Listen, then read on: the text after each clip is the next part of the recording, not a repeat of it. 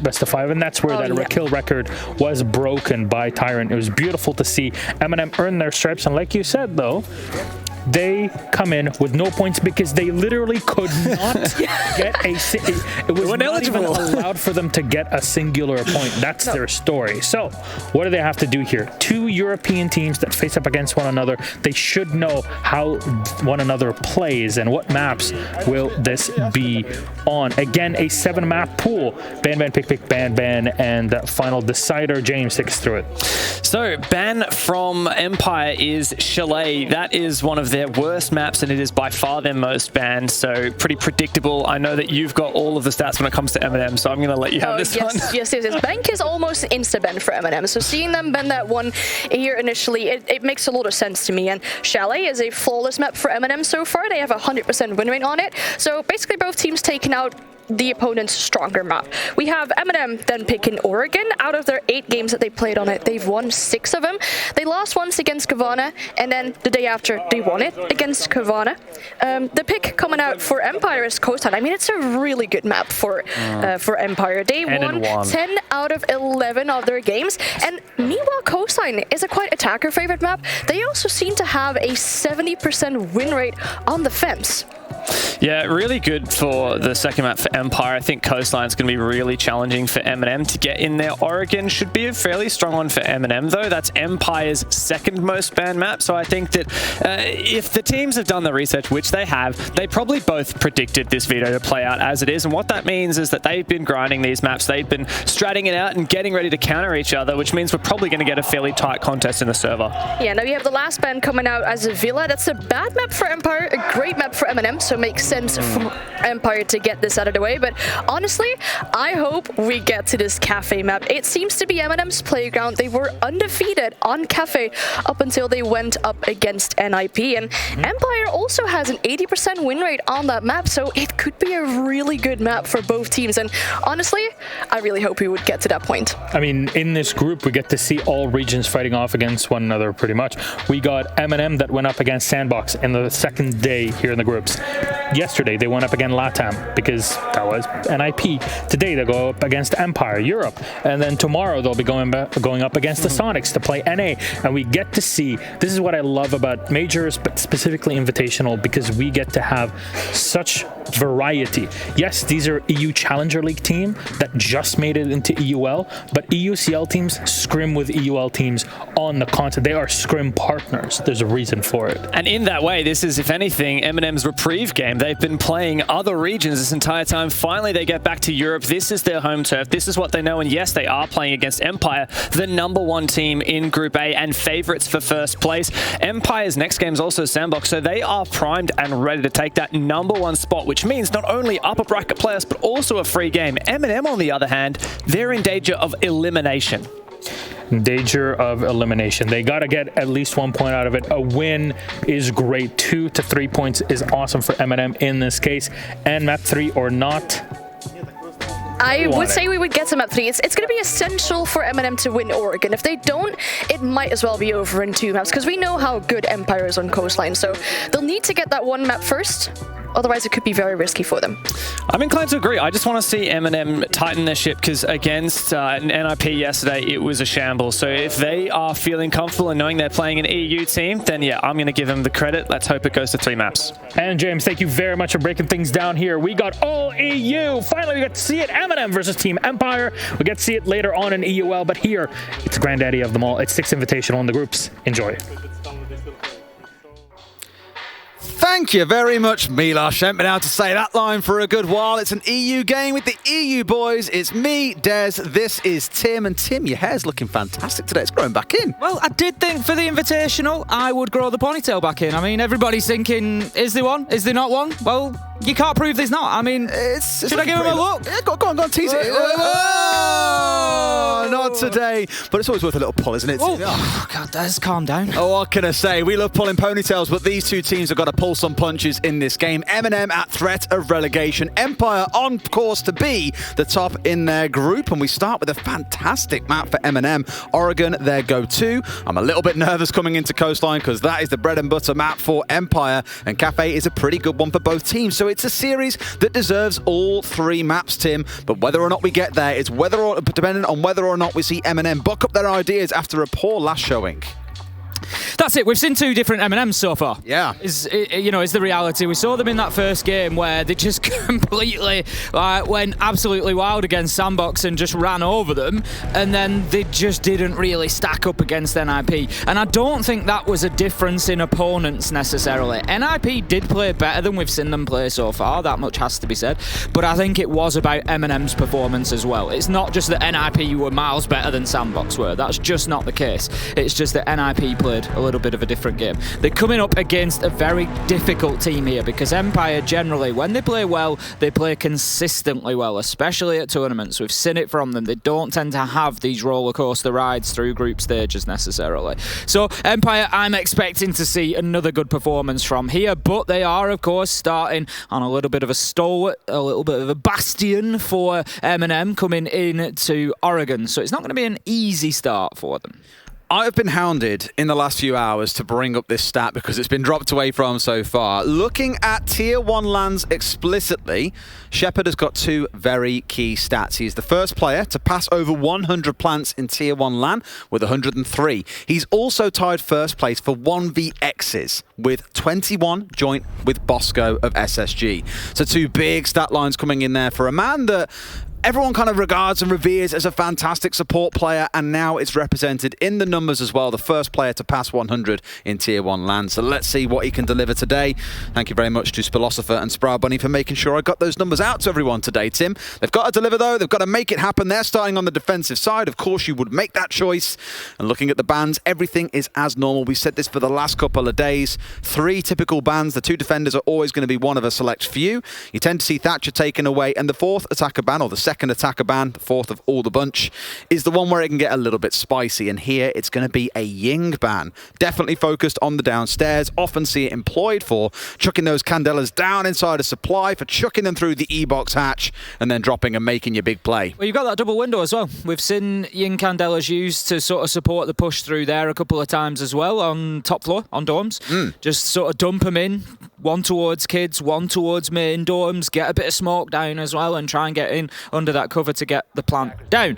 As you said, not going to be a problem for Empire to worry about on the defence this time around, nor will it be for MNM when it becomes their turn in the second half. But to kick us off round 1, here we go. MNM versus Team Empire. A little window into the future for MNM here, Des. Maybe ever so slightly. It's one of them that I'm looking at and seeing a mirror onside for Empire, and I look back to one of their games in EUL when they came up against Heroic. They dominated Heroic, making good use of this mirror, often having one facing up to where you've just seen it inside of E-box and one being placed on the freezer wall. And Heroic were just met with continual resistance, unable to get past them, and it would shut down their attacks more often than not. So much so that I believe Empire have a 100% defensive win rate on this site, coming out of that game at least. We'll see if they can extend it, because they have indeed played in this competition on this map before. It was a win for both teams, so they've got confidence coming into Oregon. Here we are with it being set up. That south side completely locked off, the most go-to common setup that we see with mirrors here in the basement. That's it. It's going to make it very difficult, and interestingly, I'm pretty sure, if I'm right in saying, Des, we saw MNM try to play into this last time around. And they struggled. They couldn't really deal with all the late rotations over to bunker side of things. They sort of gave up on freezer when they saw that there was the mirror window in there rather than going and pushing it. They do have the Hibana on side from Neo, so they can take that utility out if they want to, but they will need to take control. They are pushing towards freezer extremely quickly. This is a M&M team that look like they have woken up and they are ready to go. They're straight away, 30 seconds into the map. They were straight at the top of freezer stairs, Joysticks had to turn tail and run, and they are looking to start pressuring that side of the map immediately. Going to open the hatch. That will basically prevent anybody playing anywhere past the lockers inside of Freezer. You can't push up any further than that. It may also give them an opportunity to deal with the mirror from there, should they want to. Yeah, for Empire, no roamers being found out. All of them down on site. For MNM, who have identified that, they are in and moving, and they have this level of pace against Sandbox, generally identifying what had to be done and taking control of large areas of the map very quickly. Where they start to struggle, I felt, was this middle 60 seconds. They weren't very good at getting themselves prepped for an execute, and like Empire will likely do on their attacks, left everything down to the last 15, 20 seconds or so to make a bit of a Hail Mary push. They've had full control of the ground floor. They've got their hatches opened up. Now the big question they've got to be asking themselves is what next, because that is where they've stalled out historically. Well, that's it. They've got the map control. So what next? What next is that they need to start moving these defenders around. Ideally, you move them by killing them. You put them in the dirt. But if that's not possible, they need to force them away from pillars. They need to get them back into supply, back into laundry, so that they can start then aggressing, get pillars, get electrical, and look at being in a position to get that diffuser down if they can claim elbow. But the movement needs to start coming from MNM. They're all above meeting at the moment. There's no pressure on these defenders. Always is just going to sit there and hold an angle until they force him to do something. Look at the utility line. 4 frags, 3 flashes, 2 smokes. They've got so much utility they can dump down these stairs or through the E-box hatch and go for a drop. You ban them a mile away, so you know not all of it's going to get caught out. I want to see them making the move because they're being scared and held back here by Joystick. A nade comes through, won't take him out, but does tickle the sides a little bit, and the rest are looking to go for their drop. They've burnt through the laser gate. This will be reading to Empire on what the game plan is, and in comes the drop. Joystick finding the first one as he falls through. Always the second. It's already fallen to tatters for MNM, who couldn't find a man early in the round. They're swinging down to Big Tower Stairs. It's being 1v2. Joystick on one side, always on the other. This is looking like a bit of a shutout round for Empire. Overall, they swing round and get the fourth. We're looking at a flawless round to start things off, Tim. Empire composed, barely bothered by MNM's presence. That's it. They set themselves up downstairs. It was a perfect turtle defense, essentially. Like you say, they didn't play any roamers, Empire. They were happy to play on site, but MNM just completely and utterly ineffectual on the attack there. I know that sounds harsh, but ultimately, there's MNM, I dare say, if you took a top-down screenshot of the beginning of their defense, they looked exactly the same at the end. And that can't be allowed. You can't have Joystick and Always still at pillars and Shaiko spot. Exactly. You just can't. Well, you can, but you're not going to win the round. You're never going to get in there and get it done. And Empire they weren't forced to move at all, and that's one of your number one priorities on attack, is disrupt the defense, because what does the defense do? It sets up what it sees in perfect positions with perfect utility, and you have to force them away from that onto plan B, onto plan C. Empire, they were plan A all the way. That's a pretty, atypical setup as well. MNM will have come across that in scrims 20,000 times over. They should know how to deal with it. They took the step of getting the Shaiko wall opened up, and I honestly thought we'd start seeing nades being tossed through there to try and clear the player out on Shaiko. And for those who wonder what we mean when we say Shaiko, inside pillar off to the far right-hand side, there is a single doorway that leads in towards the elbow side of things, or blue, or tarp, depending on what you ask for different regions, what they call it. You need to clear the player away from there. They had it opened up by the Hibana. They stopped Joystick from swinging across and spraying off the X-Cairo so the nades could go through. That just didn't happen. They dumped all their nades into highway. That wasn't where a player was. They just kind of ignored the fact there were players playing behind pillar in Shaiko spot, and they paid the price for it. So one to learn of for next time. Here at least we step up onto the top floor. And MNM, they're going to have to show us something different here. First and foremost, they need to disrupt Empire. They need to find a way to stop them doing what they want to do. Can't let them play their game. Dan, he's set up in Trophy for the time being, so he's looking to hold Neo out of Master. He probably won't hold on to that for too long. I would imagine that utility will be expended to clear that shield out, and that'll be the end of Dan's reign inside a Trophy. He may not even hold on to it for that long. It's just to halt that progress. As I say that, he dips away. That's no major problem from Dan. He's burnt a minute there and just took out a few drops. I love how much we're seeing of the MK14 coming in on a Rooney, by the way. DMR heaven right now. They've only did get a small nerf where the amount of ammo was reduced. So more and more players have stepped across to playing with the DMR. Sure, it's only single fire, but you do get a lot of rounds in that gun. So you're not just spraying most of them to paint someone. We saw the very, very painful 1v1 for Muzi the other day against the Iana on Bank. So a good example here of why that DMR is going to be effective.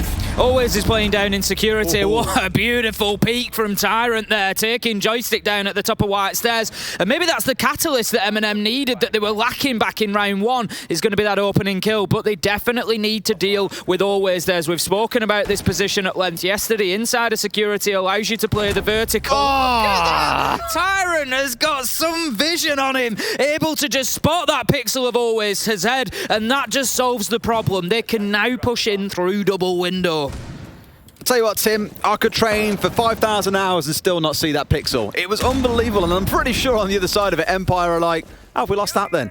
2 in a row for Tyrant. A third follows. Tubble coming in for Solotov. My God, a double headshot back-to-back on Scyther, and Dan shuts this round down. And Shepard again, joint top for clutches in Tier 1 lands. Something tells me he probably isn't going to shut down 4 members of MNM all by himself. Being pushed up from White. Smokes it out now. Turns towards lower in case someone's pushing in. But no, it was a drone sat just behind him. Swung on the window. Nello down to a slither of HP. They know they've got him penned in. It's an easy closeout. This time round, only losing the 1 member. An Empire torn asunder on the top floor. Much, much better from MNM, and you see the difference of what I'm talking about there. If you're a little bit newer to Siege and you're trying to keep up with us as we explain this strategy, round 1, you remember that I said MNM were unable to move Empire. All those defenders finished in the position they started, and that was their power positions. This time around, Joystick peaks top of White Stairs, gets taken down. Always really wanted to stay inside of security because he had the ceiling opened up above him, and that allows him an angle onto double window, which is ultimately where Nello's pushed in from, with the diffuser more than likely in hand to get it down. As it was, they didn't need to because they got the kills. But by getting those 2 kills, Tyrant changed the shape of the round because the defenders had to move. And as soon as they did, look who was waiting. Solotov on the F2, takes himself 2, nice and easy, much better from MNM. And that's what we mean when we talk about an attack disrupting a defense. It's about taking away their utility and taking away their positions. And Empire didn't really do anything wrong, right? Top of White Stairs, maybe you'd argue, did you need to challenge that here? Wouldn't you rather play someone on Freezer Stairs, for example? The security player, I think it was Joystick, could have been Scyther. Looking at that angle he was holding, I don't blame him at all. It's a very good angle to hold. It was very tight, and Tyrant still finds the kill. You know, you can't stop that sort of play. It was unbelievable. Here, at least, we step back onto the top floor again. The mirror, this time in tow. Dan setting one up, looking in towards Dining in an attempt to slow down MNM, who, as we saw back in round 1, loved to charge in from the west side of the map and swing across. A second one's even going inside a shower. So I like there's a bit of acknowledgement here, again, towards MNM and where they like to start, where the push comes in from, and Empire are looking to slow it down early in the round.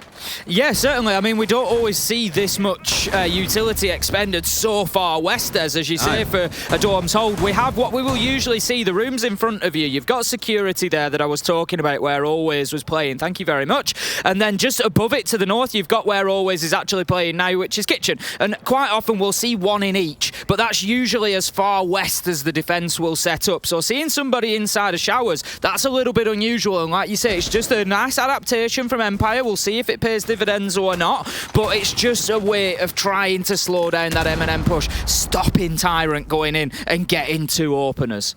And even if he doesn't, you're opening up to nades from below, which a few pros have commented on Twitter and said, you know, the number of vertical nade kills that we're seeing with the advent of yellow pings, the attacker lean that we're getting, how many nades teams can bring along these days. MNM have got 6, for example, just means you're seeing more and more nade kills than ever before. Don't personally hate it, think it's quite fun to see. Admittedly, when it overtakes a game or a round, it can be a little bit much, but overall, we are seeing vertical play coming more and more into the game. So I don't blame Empire for, 1, saying, well, we've got to slow down Tyrant, but 2, we also prevent nade kills coming in from below. MNM going a bit more lateral with them here, chucking them in through windows, trying to clear out utility rather than players, and that will let them start on their march forward. But I go back to what we saw in round 1, Tim. MNM quite stalled out against the clock. We're down to that 90-second mark, and they're only really just starting to get themselves set up. Tyrant's moved across from showers. He's now on Armory Stairs to a total side switch. Well, that's the interesting point here. As we said, Empire set up much more in the face of that west side push. MNM read into that, and they push east instead. We'll try and get ourselves into Master. We'll open Closet up. Tyrant can push through Trophy, but it's taken them longer, and they haven't got a kill yet. And that means that Empire are still in those starting positions. So this is going to come down to this final minute, and it's all about who can find those first kills. There are so many holes in the floor here, and they have no control below. In fact, it's It's always sat underneath with a shotgun, daring someone to come pressing forwards. So I'm a little bit nervous about this. Even more holes being opened up now.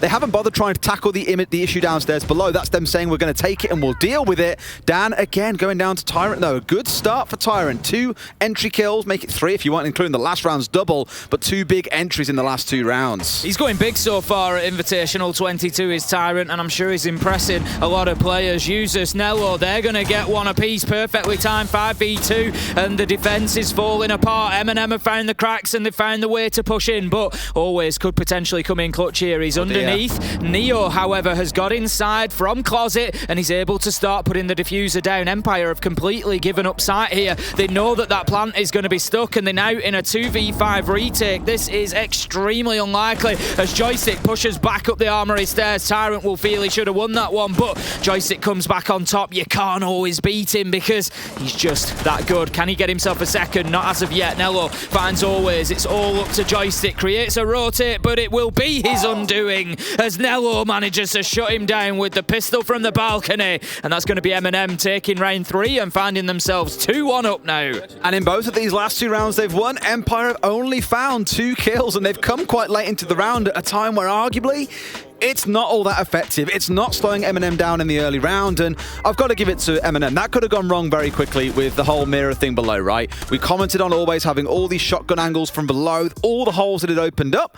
They just basically ignored him and planted in a different position. They chose not to challenge the mirror, which is a big risk in itself, but ultimately paid dividends. Really well played, really well considered of what the setup was, and found an answer to them that worked. That was what was missing in round 1. I want to see if they can fix it going into round 4. Because naturally, after 2 rounds of having won the previous site, you can then return back to it. We have tried the top floor twice for Empire. They have failed both, which means the bottom floor is now open once again, and we'll give it a go here in round 4. That mirror making a return.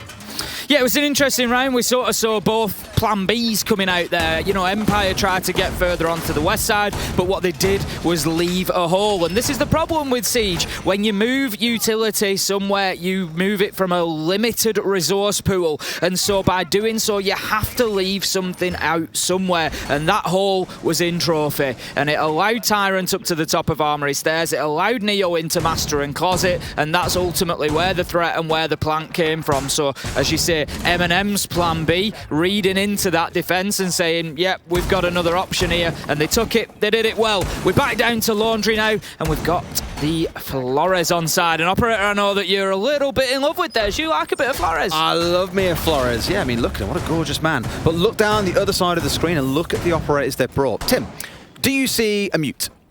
I do not. Do you see a Mozzie? I do not. Do you really see anything that can stop the Flores? Apart from the guns in the hands of Empire, no, I do not. Correct answer, Tim. I'll give you a lollipop after the cast. Yes, there is very little that can stop these Flores drones running through except keeping your eyes downward and watching for them raining through. The main reason why MNM have brought this along here is for things like the ADSs, the Banshees. They want to get those cleared out, and the 2 bulletproofs that have been brought along by the side of Empire. I know it's kind of concerning when you've got a team that's a little bit slow anyway, to spend another 30, 40 seconds using the Roteros to clear things out, but they've also got a shield to deal with on the side of the smoke, mind you, so lots they can clear away. Last time round, their nades were ill-positioned, all dedicated towards Highway. They didn't force the players away from Pillar or from Shaiko's spot. That has to be the big change for me in this round, Tim. That, or they need to push in from the south side, which, as we know, can be very rough, should we say, for the attackers, given you're staring down 2 mirror windows. It's not always the easiest. And I think the thing for me on this, the last attack from MNM, was all the work they did to potentially prep a little bit of freezer, a little bit of laundry, and then they didn't use any of it. They just went to rear stage and bung it. They might as well have started there 2 minutes before and just really piled the pressure on the north side of the site. But this time it looks like they are mounting the challenge there again. They've opened the laundry hatch, they've got the options, but this time they've got the Rotero. That's going to clear out pillars, and if you remember, Des, I kept going on about it at the time. It was how they had not moved Joystick and Empire. For the time being, they still haven't managed that, but they have cleared out the Banshee. That's one part of it at least. They were unfortunate not to get the bulletproof, and the ADS is a little bit further away. If that Rotero drone can survive a jump and get another few feet, maybe it gets all three. Still work to be done to clear out pillars. They really want to get rid of that. There we go. I was going to say they really want to get rid of the Banshee, and this time round, Shepard not quite quick off the mark to shoot it out. So they've removed 2 Banshees so far. We're down to 45 seconds. Solotov, probably if he wants his last one to come out, I don't think he's got any left, actually. No, he's gone through them all. They haven't got rid of everything at this point, but it's a great swing in from Nello. Will find himself traded out. 2 more kills come back in for Empire as Shepard drops the gas, daring them to come charging their way through. And sure enough, one has got the cross, but it's a 2 versus 4. It looks a bit rough once again for MNM, who are unable to win the basement, and this should be a closeout here with 4 left alive for Empire. Make it 3 as Solotov finds one more. He's got 50 seconds to clutch up against 3. The diffuser, cold, dead on the ground in front of his eyes, unable to win this one out. It's going to be round 4 going the way of Empire in just a few short seconds. 25 HP, and as a dream would used to say, sadly that dream is turning into a nightmare as we're going to find the scoreline going to 2-2, Tim. Easy round for Empire once again down on the bottom floor. Despite MNM's best attempts at adaptation, they're still unable to move Empire consistently away from some of those tricky locations. Joystick particularly dominating down on that bottom floor. They've got to find an answer. They're not going to come against that site again, fortunately for them, here against Empire, unless it goes to overtime. If it does, they've got to find an answer to Joystick on pillars. They've got to get him moved one way or another, or they've got to push Freezer and Laundry and just leave him out in the cold. There is a certain caster / analyst at this event, Tim, who once coined a line that I love repeating. And it's about Mira. It's a demo. He turned around and once said to me, Mira makes bad sites good and makes good size great, or, well, impenetrable was the exact word I believe he used at some point. It was a long time ago. And I can't say I always understand what he's saying to me. But in that case, what he was saying was Mira does make things really hard to deal with when you're trying to push into them.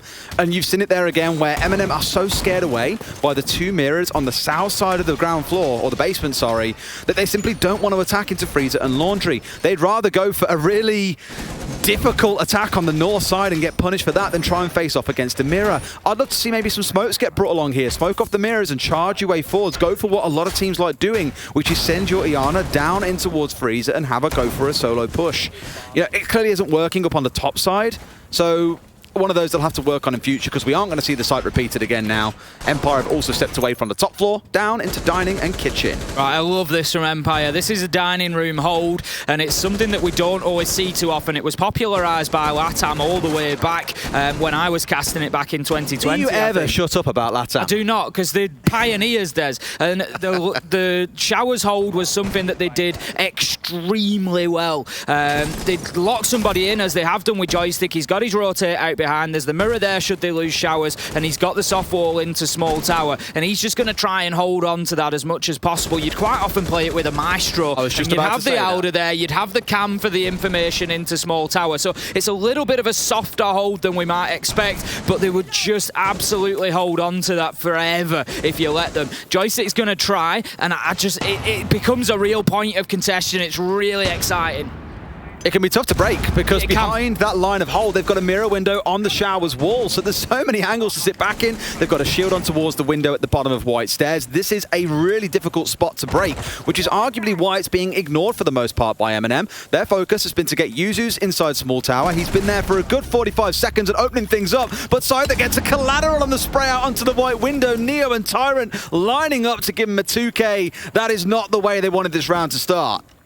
This is quite often what will happen with the showers hold. You've got all this attention on Joystick. Look over here, Des. Look over here. Look at Joystick. Look at Joystick. Scyther, punch, bang, done. Gets himself a double kill. And teams have got to be careful that they don't sort of tunnel vision on clearing those showers out. And it's what's happened a little bit there. And Scyther's taken full advantage of it. Joystick's going to drop himself away now as the Maverick has managed to get in there, open up that wall to at least a usable degree and force him out. But it doesn't matter, because he falls back to step 2, which is playing behind the mirror. Scyther comes down and challenges. He doesn't mind just continually peeking users at that point. It's now 1 versus 5. He can go chasing his kills. It's unlikely that users turns it around from here. Great hold from Empire. Love the understanding of dining. Love the understanding of the showers hold. This one is pretty much done. He's got to try and find what he can here, users, but this one is pretty much done and dusted. 4 left alive for the side of Empire. Game Pokeballs. Just toying with him. He broke free. Throw another one. Or just throw an LMG at him. That also works as well. It's a closeout for Empire with 4 kills in the round. What I think is really worth stressing here is how dominant the rounds have been for both sides when they've won. Round 1, 5 left alive. It was the flawless round for Empire. The next 2, MNM had 4 left alive. The next round, 3 left alive for Empire. And that round, for MNM, sorry. And in that round, 4 left alive. There are no close rounds. There are no nail-biting 1v1s to see this go all the way through to completion. It's coming down to teams just being really strong and running away with an early advantage. I've got to give the credit. I mentioned that strat being used in LATAM originally. It was a player called Padrin, if I remember rightly, who was just an absolute demon when he was put in the showers. He'd play behind those lockers and just could not be moved. I can't tell you how many kills I saw him get from there. It'd be either Rucko or Maestro he would play, and he'd just hold on to it for dear life. He was practically immovable. Moving into round 6 then, it's going to be 3-2 for Empire now, and I love what I'm seeing from this one, Des. We're bouncing back and forth at this point.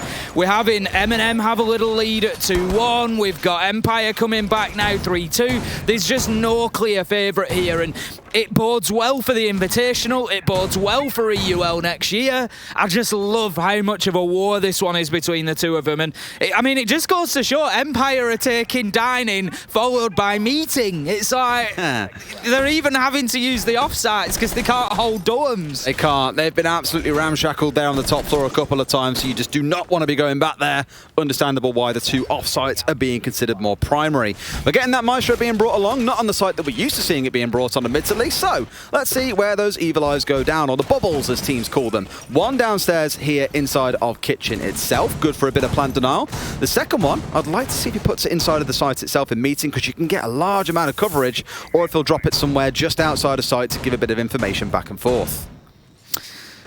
Underway, 30 seconds. MNM taking their time here, not rushing anything. The drones are going in on the top floor. They're obviously conscious of that hold. It is likely to be in place for Empire, as you say. It's going to be a couple of men up there, I would imagine. We can see that we've got Dan Scyther's going to get quite aggressive on towards that main door. He's going to try and hold that down, but like I say, I imagine the immediate push from MNM is going to be for this top floor control. We can see there's at least 2 ahead of us there, and we know how important it is. Joystick's going to be holding on to Pit in Attic there. If you wonder what we mean by Pit, it's not one of the compass call-outs, it's the little drop down just outside of Attic where Joystick is playing, because it's a little bit like a pit. SSG call it pig, which is very confusing when you're trying to alternate between the two, because there is a pig on the wall. We'll stick with Pit for now. We'll go with Pit, yeah. I think it's probably a better name. Even though there's an in-game visual for pig, I'll take Pit, no problem. Dan looking for the peak onto the top of White Stairs there. He's not going to have anybody to hold back for the time being because the push is coming from the east side. Solotov and users established. Neo looking to get in with them. They've got the closet wall open. They haven't really done too much to force Joystick out of position.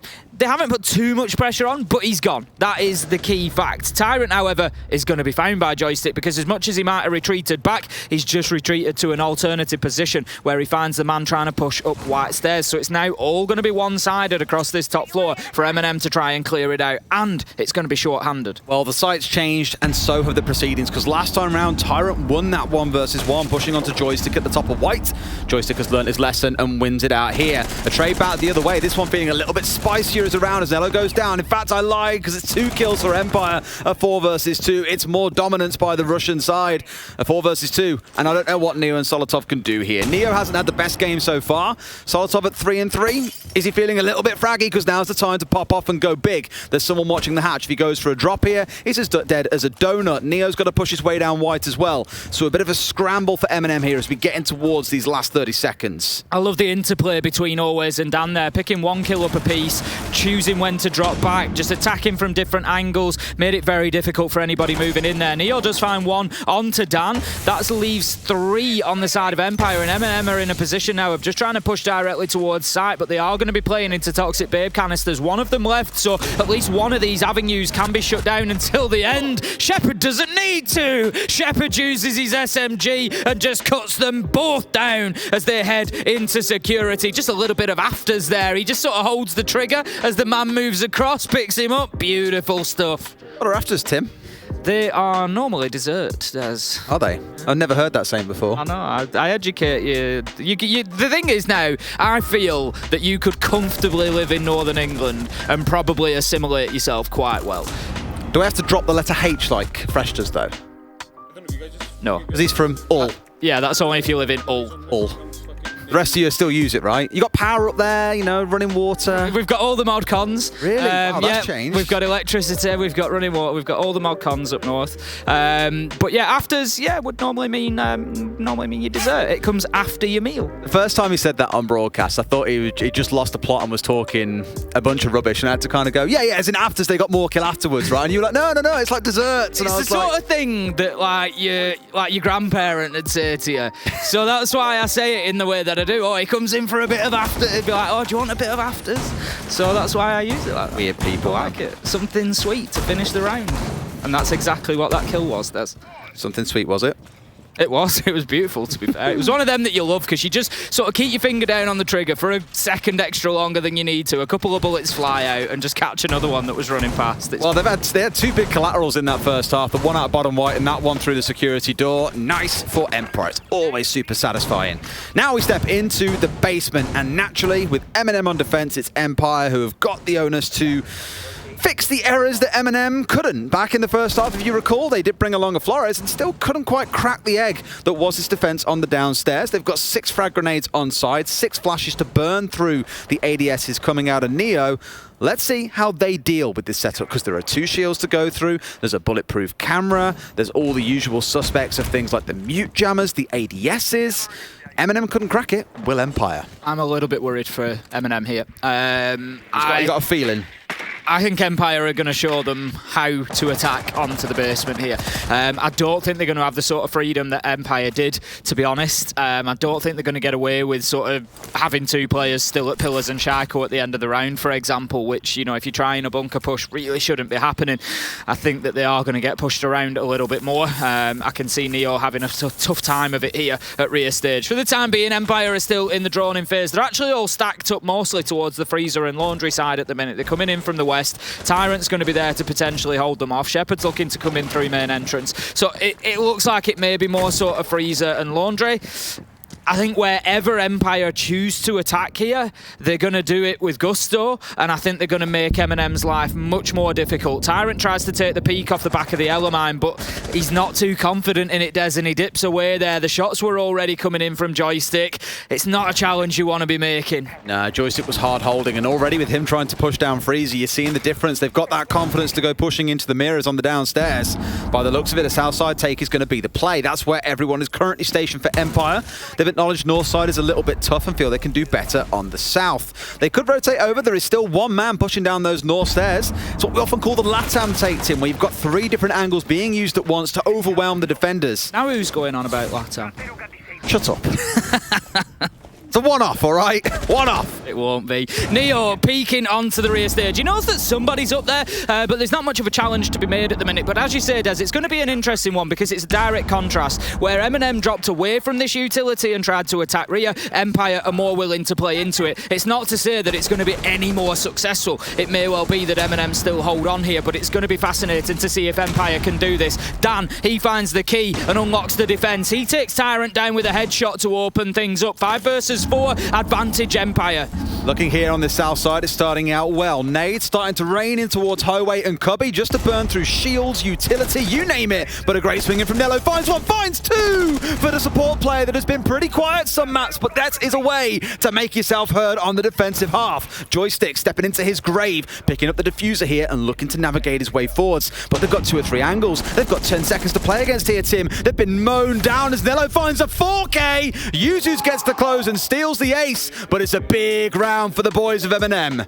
Good hold from MNM there. As I said, it was interesting to see Empire try that alternative, try the freezer laundry. Let's not play into rear stage. Ultimately, rear stage was the only place they got a kill from, with Dan managing to pick one up from stairs. But Nello, what a play from him. I've said it before, Des, you know what I'm going to say again. A great sight player, one of the best in the game. He knows his angles, he knows where that push is coming from, and he manages to step out at the right time. It was a bold move, but it was needed because Empire was starting to get that beachhead inside a laundry. They were ready to push on forward and challenge him, so he took it on his own terms and he took both of them down. Well played, Nello. Good round, MNM. They're back in this one.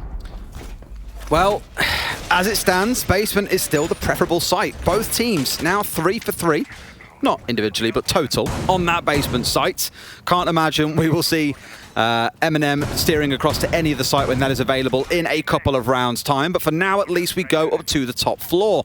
And if we think back, Tim, this is where MNM found their 2-round wins on the attack. If Empire follow suit, get a round win here, things get real spicy, because then MNM will have to start looking to the off-sites as well and think about how they can make those work. Given what we saw from MNM the other day, I'm sort of quietly confident for them here. If you remember, Tyrant and Solitov particularly, when they were on this top floor site, they were just like a nuisance. They were able to just really sort of keep themselves, you know, out of it and just disappear into the basement. They were all over the place, and it was very, very difficult for Sandbox to actually keep a track on them. And if Empire don't learn that lesson, don't shut down any roam game that MNM play with, it could be trouble for them. But at the minute, I think MNM are kind of quiet on that front. Tyrant is just roaming himself around the rear stage area, but other than that, mostly on site. It's kind of hard when Nello's soaking all the kills, right? 10 and 4. If I tune into this, I'd be saying you've got the player names the wrong way around, because he's not normally the one that's popping off big time.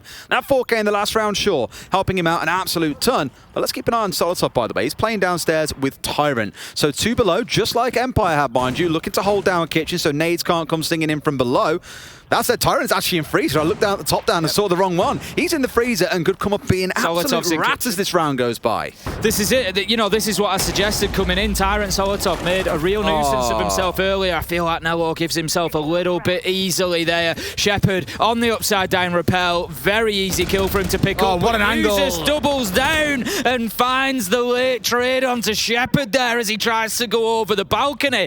Catches him in that animation. Tyrant, you're a little bit out of things here, but that's not the end of the world yet. A minute 30 left to go. He needs to time this right, and the interesting question is going to be, do Empire know where he is? Small oversight by Empire to not have control of the kid's window. Normally you'll play someone on there because you can control the white stairs and stop that angle that was just played by Yuzus. If you ever now see that left-hand wall inside a game like opened up, now you know why. It's because you can play those cheekier, longer angles that just catch someone on their vault onto the balcony.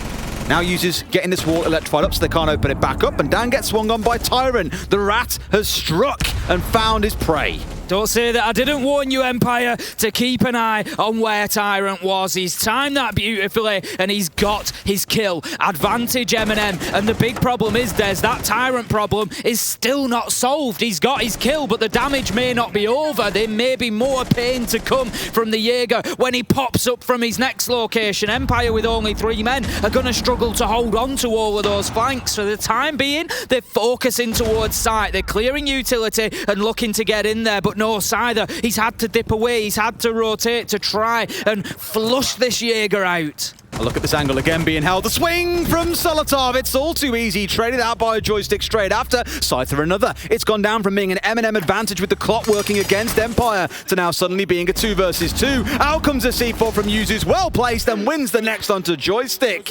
We're all square, Tim, at 4 and 4. And quite crucially, the defenders have won the top floor. As expected.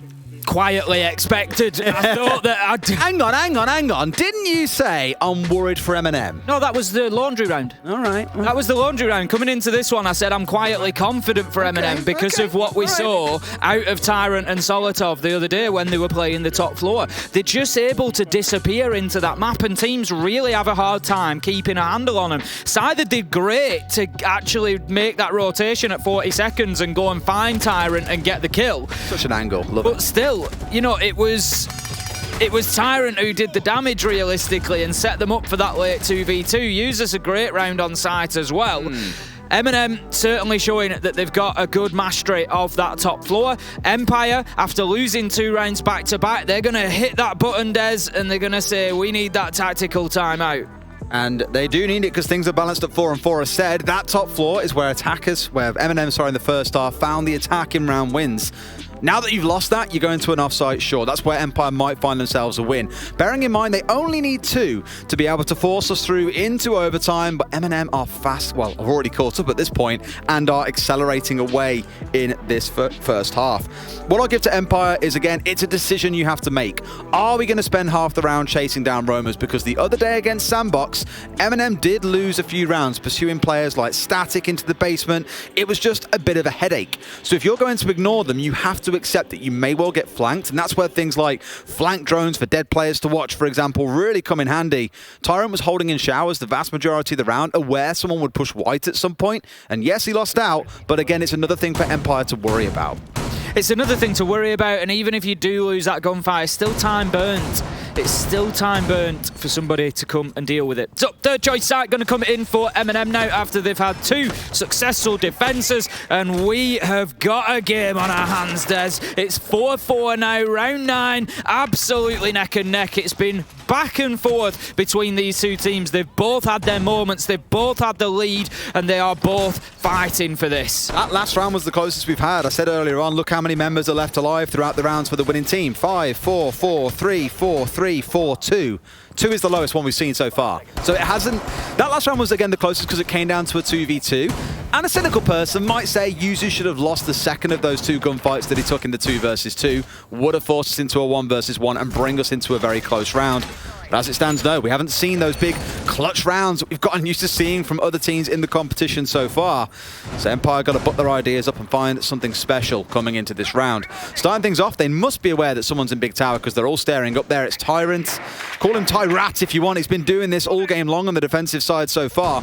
If he can find someone in a real cheeky manner here, again, Empire, they're making that conscious choice to not deal with him, but he can strike big and really shut things down. But that's the problem. You make the choice not to deal with him, but then he just becomes a problem in the back of your mind because you know he's there. So, you know, it's always difficult leaving roamers out in the cold like that because all he's doing here is burning time. There's a conversation going on. What do we do with him? Are we pushing him? Are we not pushing him? If we're not pushing him, we've got to watch this angle, that angle. We've got to be aware of him. And it's all just burning time and focus. Tyrant is going to drop himself away, but that's a minute done. He's going to get himself into Attic, and he might just find himself coming face to face with Dan here. He's joined the forces on that top floor hold, and Empire have decided to push quite directly towards it for the time being, but we're coming up to nearly the halfway mark, and MNM is still pretty comfortably established on that top floor. Yeah, Cyther hasn't been able to get started with the Flores Rotero drones yet either because there's been so many jammers along the way. You just look everywhere and there's jammed up drones. You know, it's infuriating because you want to be able to get through and get this information, remove ADSs, delete away bulletproof cameras. You can see 2 members of MNM rotating between them now. They've got 2 on side, but now the first one comes out. We're halfway through the round and they've only just started on the utility clear. That's going to be a little bit frustrating. Doesn't stop though. Joystick finding the first kill as he comes through into security, negating the mute jammer and everything else that was set up inside there. That's going to be Nello out of action. Joystick looking to support Scyther on the push in towards Kitchen, and Scyther does have the diffuser in hand. He's going to get one. Shepard doubles down onto Tyrant, and that's the top floor dealt with. There's Tyrant and Solotov gone. User all alone. He can be held at bay now. Neo is back in meeting, and there's got to be an opportunity here for Empire to push forward and get this diffuser down. Shepard has it in hand, and he just needs to make that move. Usus, he's slipping across the top floor. He knows that somebody's up here with him. Is he going to find his man? It's a freebie onto Scyther, finds him on his drone and takes him down, but Shepard, he's moving inside a site. It's going to be difficult if they don't know exactly where the diffuser's going down for Users to find this. He's in the wrong location at the minute. Neo's not in a position to challenge, and Shepard is indeed going to start the plant. Can Users find it? It's not going to be an easy angle. He sees the toes, but too late, Des. And that was smart play from Shepard, going to the one location that has got the solid ceiling above him. Has found himself going down to Usus upstairs, but it's a long way back for these last 2 members of MNM. You've got to bring down Dan, Joystick, and Always, and one of them at least is outside the building. Neo on the push through is going to find himself 1. Now they've got to find the next 2. The 2 members regrouping here, ready to play for a trade. Always on a long rotate off towards Shower side here. Going to join back up inside a dining and have the long angle onto this diffuser. Dan is going to collect 1 more, so it's a 2 versus 1. Always with the shutdown, showing the value in those long flanks, and Empire find their first attacking round. Empire clearing, or very nearly clearing the top floor without loss. Obviously Users was left up there, but ineffective towards the end. That was pretty much round. When they've done that without losing a man and also got security as well, you really do have to expect them to win it at that point. I think MNM just need to be a little bit more alert to the potential for that quick push coming in from somebody like Joystick onto Nello in security, where he's just going to go in and mow you down. They've got to be ready for that. Really good play, and it keeps things tight. We often have a word that we associate with our casting, Tim. Begins with O and ends in E. Do you know what that word is? It's like playing Hangman. There's 8 letters. No. It's overtime, Tim.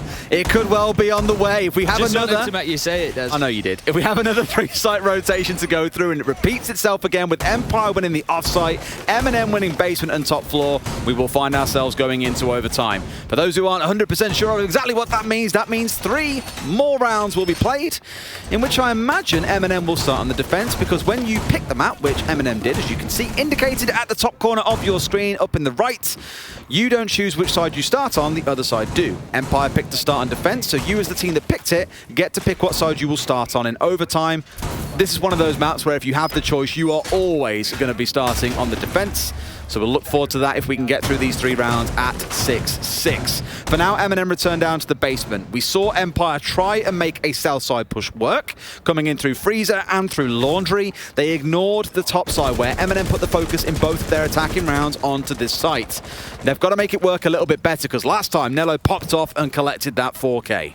That's it. It was all about Nello stepping out in the middle of site and just really shutting that push down. Empire showing that they're a lot more willing to play into utility than maybe MNM were, but so far, neither strategy proving successful. MNM, of course, unable to clear out the rear side of site. The pillars area was their sticking point. So we'll see if Empire decide to do anything differently. At the minute, Joystick is once again moving in quickly towards those freezer stairs, just as he did last time. Scyther's in above him to try and support as well.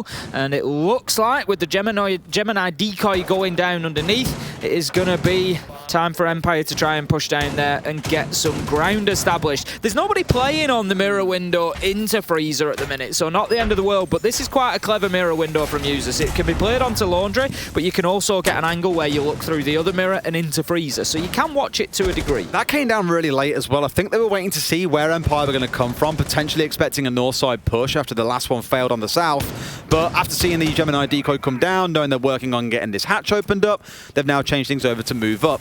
We saw this yesterday, you and I did, I think, where they almost got the hatch open inside of security, but then bailed on it and moved up north. And I'm not. I think it's just about. I think you don't need it open. They're opening enough for the top so that they can get an angle down to the mirror.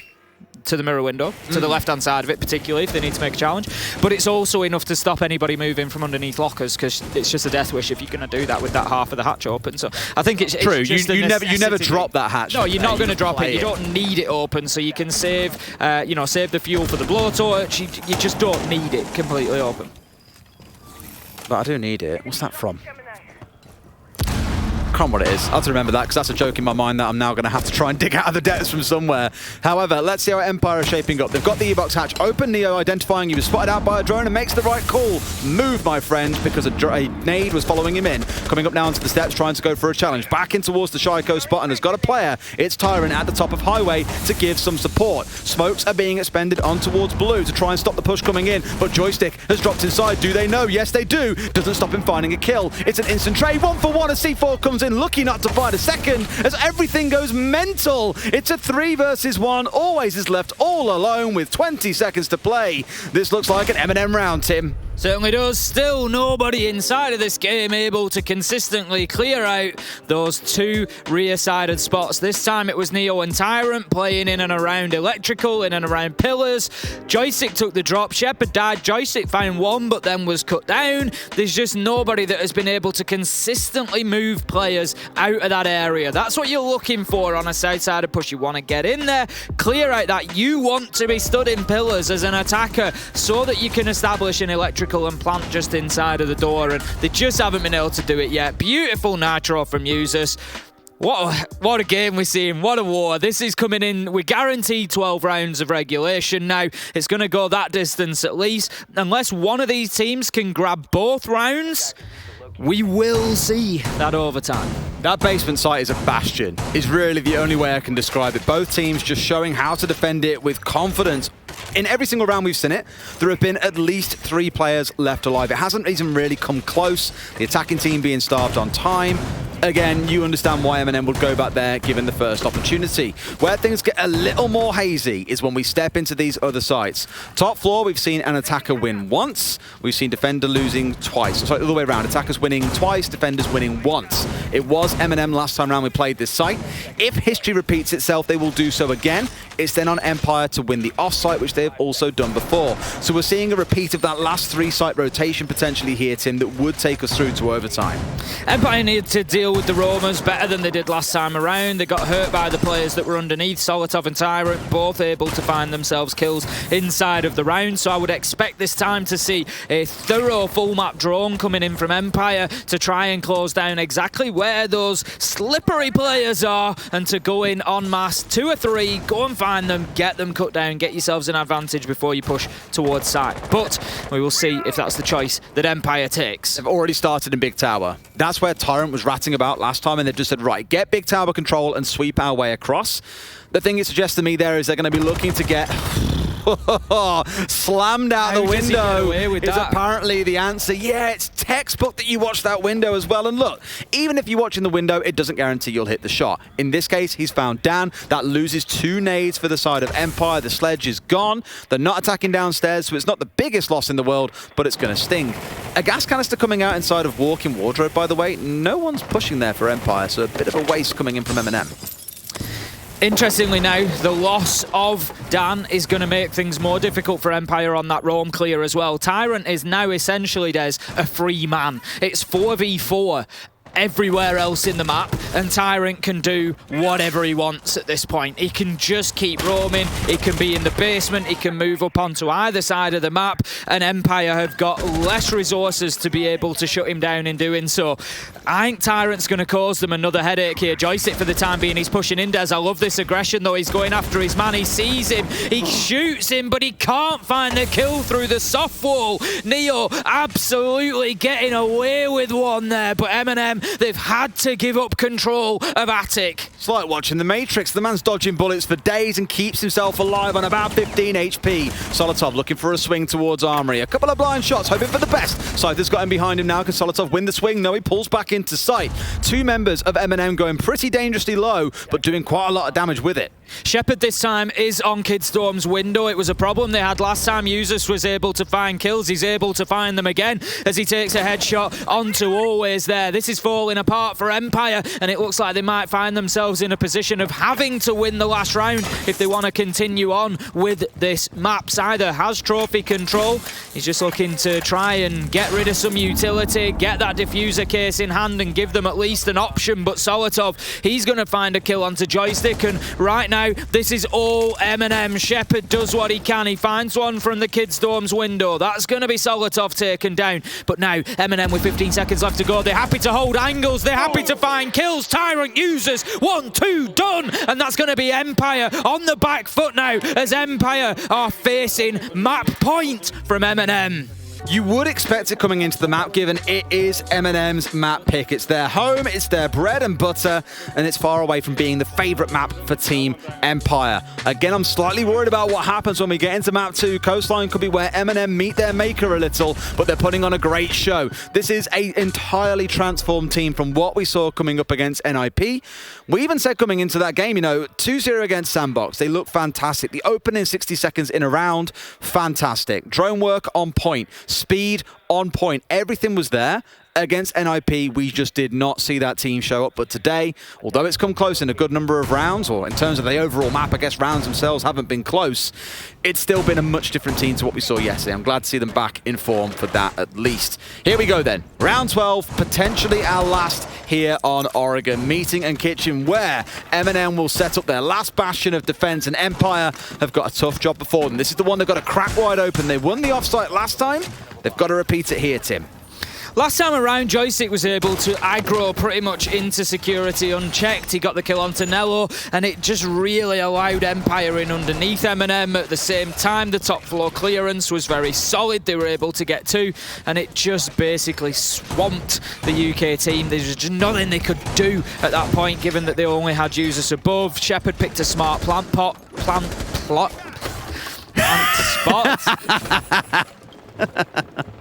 to try that one more time. Plant spot. There we go. Underneath Attic, where he knew that he had concrete above his head, and there was nothing. Users just couldn't really find the angle in the 7 seconds that he needed to with the sort of punches from Aruni to try and open the floor up. So this time, MNM, they've got to keep better control, Des. They can't lose all those gunfights on the top floor. That was the pivotal moment for losing this one last time around. If they want a different outcome, they've got to hold on better here as Dan starts the clearance for Empire. Looking back at what I've said about this game and how dominant it's been to the team that has won a round, it speaks volumes towards the trade play coming in from both sides. We're not seeing an awful lot of it, to be honest with you. That last round, essentially, okay, outside of the air quote spawn peak out the window, the other 2 kills were the separate 1v1s that Empire lost until the final 2 members then had to push in playing for trades off each other. It was never going to go well against 5 members of MNM, unfortunately. I would like to see more of that team-based play coming out of both, you know? If someone is going to give their life away in a gunfight, have someone that can refrag. That is what you're looking for, and it has been missing for both teams. Utility raining in from Empire here just to try and counter the defensive utility that we see ahead of them. They've got the bulletproof camera, ADS, mute jammer, they've got all sorts to try and play into, as well as those Aruni laser gates. They're going to deal with some of that. Explosives raining over into Attic, so things getting a little bit more dicey for Tyrant because this wall is about to be opened. You'll likely see him drop away from Attic now. He's not really going to want any further part in that. He's going to leave Solotov and users to hold that top floor. This has been better from MNM, so far, Des. They've managed to not lose anybody. They've still got security. They've got top floor being played out. It's not terrible. They are being penned in, though, by Empire step by step. Joystick on the classic Iana solo play, so often what we're used to seeing because of the nades, the Gon 6, the Gemini for essentially unlimited drones, of course, with limits on how often you can use it after a recharge. But just little things like that, they're starting to slowly pen MNM back into sight, which is really where they want them, because then these grenades can start singing in. They can start looking at picking members off from above. So it's looking good, but they might have let 1 or 2 rats slip by the poison, Tim, because Tyrant is lurking his way up towards main stairs here around the lobby. He could be a big impact inside a meeting. Dan was watching the Armory corridor. I don't know if that's still going to be the case or not. He may well have now started moving towards site. He has indeed. Joystick is going to find one of those 2 roaming players, though. Gets the kill onto Solotov, and that is a big start for Empire. But look at the clock, Des. There's only 20 seconds left. Nello just with a little bit of a weak challenge onto the door there, always able to take advantage, finds the kill straight in, starts getting the diffuser down, will be successful. Here comes Tyrant, he gets 1, he gets 2, there's actually a team kill in there as well, and that's going to level things out. 3 versus 3, still a lot of work for MNM to do. Stealing that one away from Tyrant, else it would have been a 2K walking through. Yuzu's finding another, and the problem is you've got 2 big players left up here, Yuzu's and Tyrant, and Neo, of course, into a 3 versus 2. They've only got about 15 seconds to play with here, though, Tim, so they've got to be goddamn quick. Dan still holding inside of Dining, always finds another.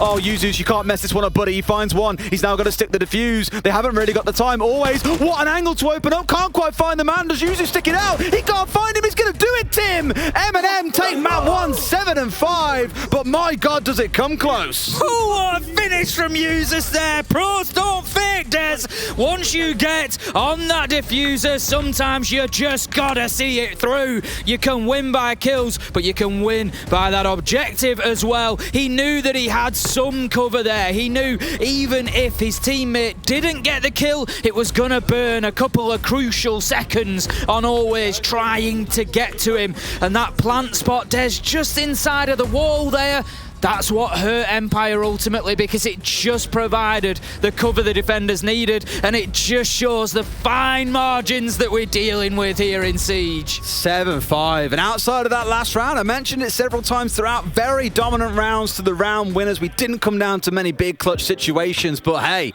I'll take it. It's like a movie where heavyweights are boxing. It's like, bam, and he goes flying like, and then punches him back, and he's like, the other way. It's like that back and forth. What is it like, Des? It's like, and the other. Absolutely beautiful. Top tier acting, Hollywood, I'm available. Either way, screamer of a map. I'm really looking forward to Coastline now. I know it's Empire's home turf. I know they'll feel comfortable there. But the thing is, Usage just dropped to 13 bomb. He can hit shots. Tyrant can do the same. We saw Nello getting a 4K. What's that all about? There are some big hitters on this team as well that I think could really put on a show for us. Honestly, I think this one's just going to continue as an absolute brawl between the two of them. Like you say, all the way through it was, right, MNM are in the lead, Empire in the lead, MNM are in the lead, Empire. It was just back and forward. There was no dominant team realistically. This is one of the closest matchups that we've seen so far, and I cannot wait to see more of it. Well, we don't want to wait any longer, so let's get to a quick break, and when we come back, map 2, Coastline, is round the corner.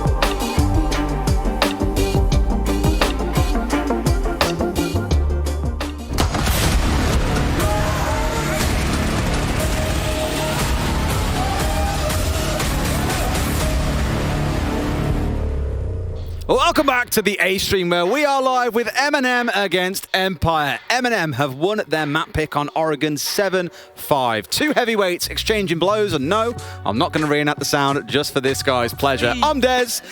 This is Tim. There you go, Tim. One more for it. He did it. I pulled his ponytail. I'll give him the sound for the day. did It's the not as good. line. It's almost as good as your.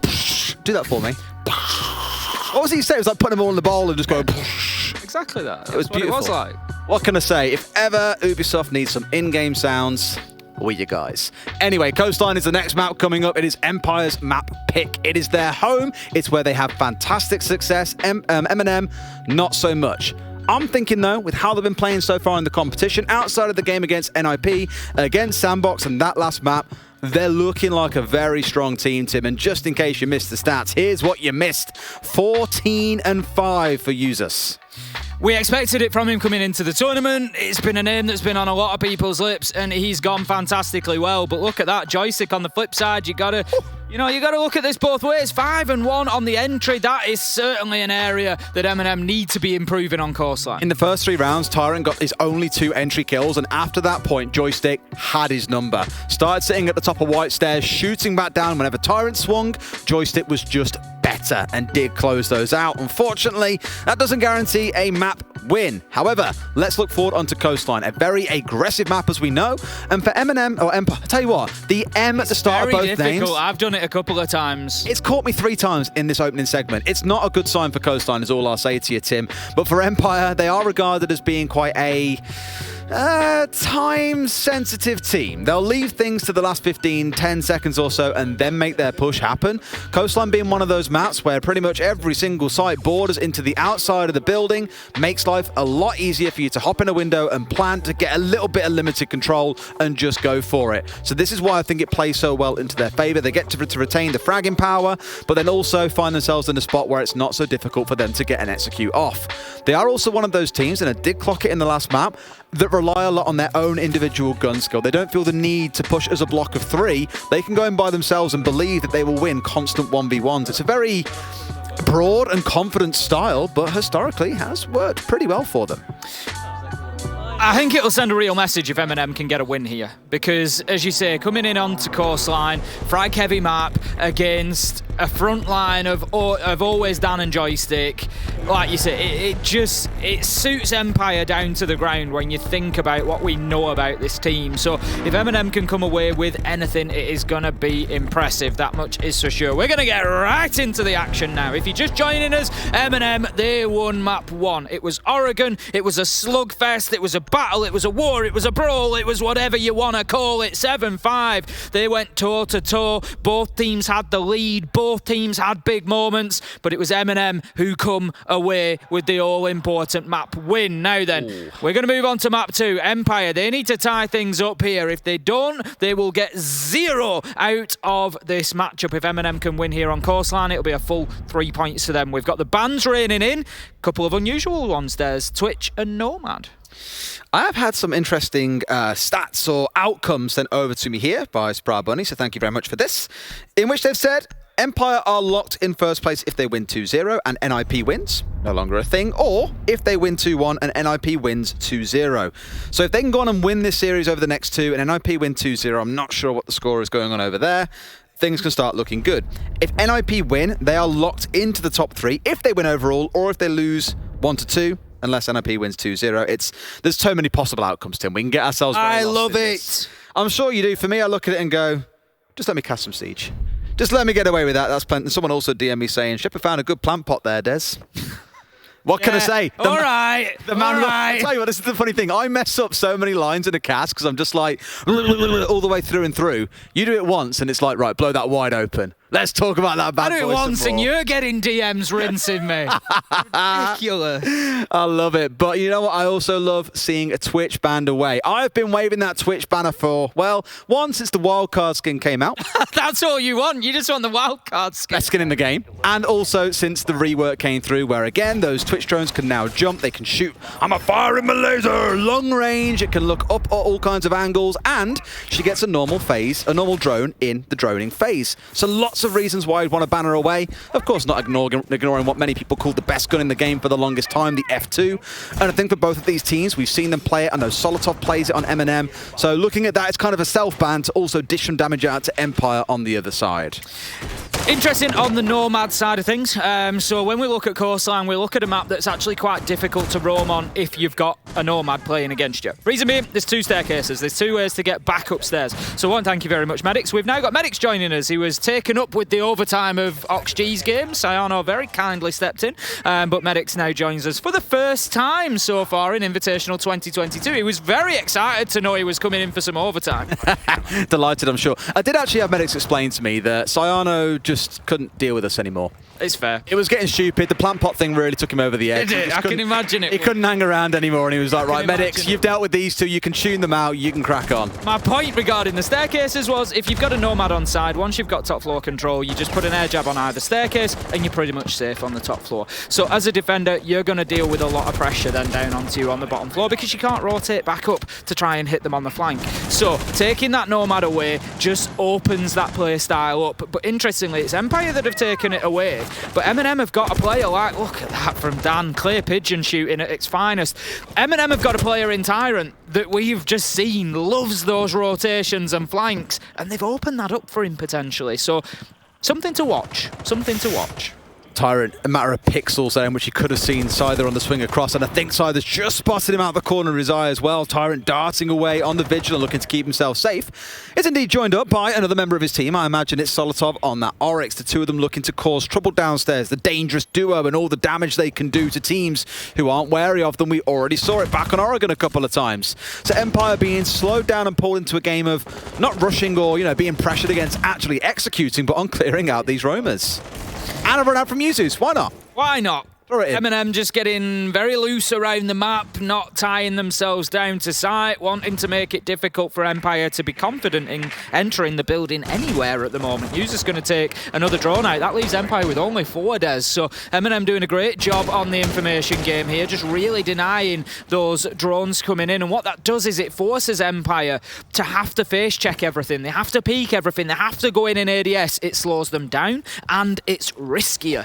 Empire are far from at the peak that we once knew them as being at a couple of years back, but one thing they did say during their low time that they aren't the best at is their droning. They'll drone something 4 or 5 times and then not commit. Maybe some of that's starting to bleed in here, but it's not going to stop Scyther finding the opener always into a second. When it rains, it pours for these 2 teams. They find the entry and they've consistently converted it into additional kills. 35 seconds left to go though. MNM still with a strong presence on side of site. Nello is in there inside a service, and I think Neo has made his way back as well. Usus is looking to join them as he takes 1 or 2 out on the flank. Oh. Nello gets joystick, and all of a sudden with 20 seconds left to go, it's 3 versus 3. Shepard has to bail out of the window. His cover's gone, Des. He can't get that diffuser down now. Empire are going to have to react here. Always is pushing in from that Sunrise side with Scyther in tow. Shepard's getting the diffuser down. Can he stick it? Absolutely not. It's Nello from inside a site once again, Des. Is this man he's just an absolute demon inside of the site, shutting it down from Empire.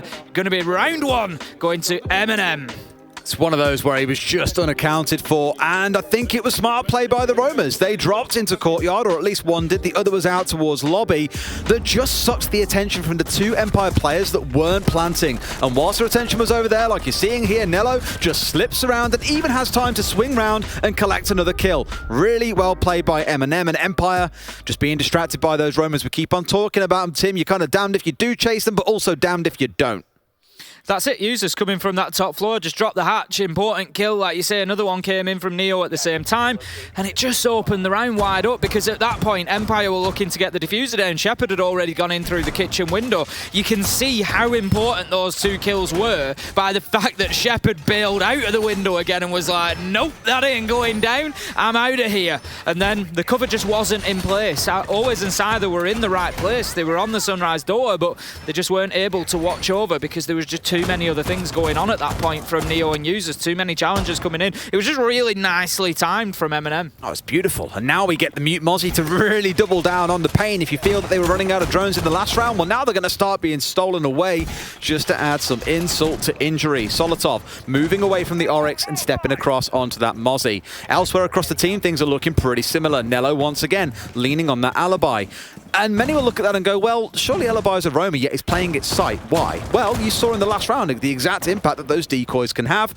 When it comes down to land, you know, you're kind of shooting as soon as you see a pixel change. As soon as you see anything that resembles an Alibi, you're going to start shooting. And it stung Shepard in the last round. He had to get back out the window, so why not stick on it? You also have the Bailiff for opening up sites and doing rotates, all the things that a site player needs to do. You also have the shield on site. Again, another very critical part of a setup. You could bring the smoke, but here they're leaning in a bit towards playing with the Storm, being a strong gun for them, and also, of course, that shield being there. You're never going to say no. Tyrant just having a look towards main door here. There is one just outside of there. I don't think they see him crossing across because they're only looking up towards the white stairs. Dan actually moves away towards service door, just peppers a few shots through. But Solotov and Neo currently still underneath. I think Tyrant's made his way back upstairs now, up the white stairs, but there's still two to be dealt with. Solotov's the particular threat down there, is because he's got the nitro in hand and looking at a potential hooker-sided plant. It will be there for vertical denial, but I tell you what, things just fell apart quickly, didn't they? 3 kills coming in for Empire, and MNM all of a sudden find themselves rushing back to site because site was empty for a few seconds. And the funny thing is, all their utility is still intact. It was just the war around VIP that Empire have come out on top, and inside about 80 seconds as well. Tim, they've got half the round still to play with here. They've still got tons of utility in back pocket. You name it, flashes, frags, all 5 members still to go. They've got a lot to work with, but take a swing and lose out. Scyther hits the deck, not going to find himself finished off, so should be able to get res back up. 2v5 at present, as you say, Scyther likely to be picked up there. Joystick just taking a little bit of care to cover that angle before going for the resuscitation, but they've got drones to cover them as well, so Empire are going to be fairly comfortable here. They've got a minute left to play, so there's absolutely no need for them to rush here. Sometimes when you get into these situations, 5v2, big man advantage, you think, let's just pile into sight and get those kills. You're going to come out on top more often than not, but it's still a risk that you don't necessarily need to take. Just take your time, work your way in, build that pressure, think about getting the diffuser down. Neo finds Scyther. This is how it happens. There's one kill comes in, and then they just chip away at you one after another. So Empire just need to take the time and make sure they're getting this right. Shepard's going to go in to get that diffuser down. Joystick on the cover. Perfectly played. Double from Joystick. Nicely done from Empire. Just holding this long angle there and stopping any C4s coming in. Well positioned, well set up by Empire. Not panicking, even with the clock, well, being at 1:40. They had so much time on the go. Got distracted there, won't lie, by Fluke screaming in the booth next to us. Sounds like they're having a ball over there. Small spoiler alert for those of you that aren't watching that game. Cover your ears now. Sonics took the first map away from NIP, which spices things up. I mean, in my predictions it don't, Tim. I'm pretty sure I said Sonics would take it. I think you went the same, right? Yeah, I think so. You've been damned by NIP this I've given up on NIP.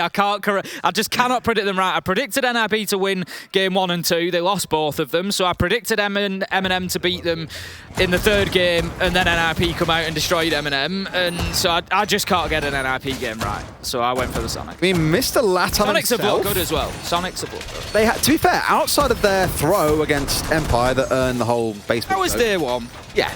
It was day 2, wasn't it? Was it?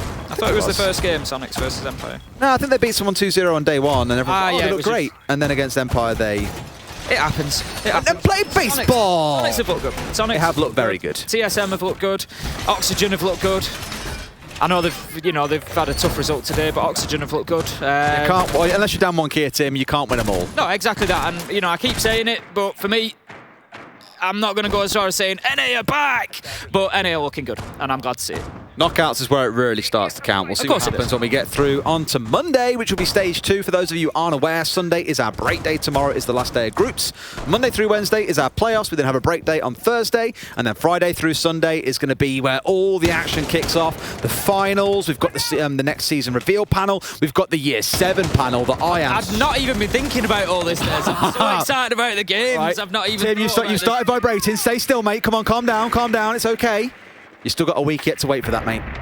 Usus is going to open things up. We don't have long to wait for an opening kill here in round 3, finding a Nitro onto Shepard. That'll be a nice freebie for him.